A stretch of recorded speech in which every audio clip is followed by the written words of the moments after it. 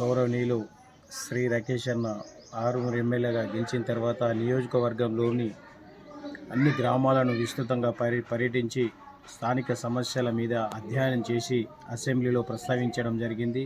మనం ముఖ్యంగా చూసినట్టయితే గల్ఫ్ బాధితుల సమస్యలు కానివ్వండి, వసతి గృహంలో నివసిస్తున్నటువంటి విద్యార్థుల సమస్యలు కానివ్వండి, ఇంకా ఎన్నో సమస్యల మీద వారు స్పందించడం జరిగింది.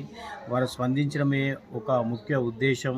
మరి అంతేకాకుండా నేను మాట్లాడడం ఎంత అవసరమో ఆ సమస్యను పరిష్కరించడం కూడా అంతే అవసరమని హైదరాబాద్లోని అధికారుల చుట్టూ, మంత్రుల చుట్టూ విపరీతంగా తిరగడము, పట్టు వదలని విక్రమార్కుల్లా ప్రయత్నం చేయడం, దానిలో భాగంగానే ఈరోజు మనం చూసినట్టయితే అందిపేట మండలంలోని ఐలాపూర్ గ్రామ ప్రభుత్వ వసతి గృహానికి 2,40,00,000 రూపాయలు మంజూరు కావడం చాలా అభినందనీయం. ఇలా ఎమ్మెల్యే గారు ఎన్నో సమస్యల మీద స్పందిస్తూ నిధులు తీసుకురావడంలో పట్టు వదలని విక్రమార్కుల్లా ప్రయత్నం చేస్తున్నాడు. చాలా మానవత్వవాది. వాస్తవంగా మనం చూసినట్టయితే మన నియోజకవర్గంలో ఒక రామరాజ్యమే ధ్యేయంగా అవినీతికి తావు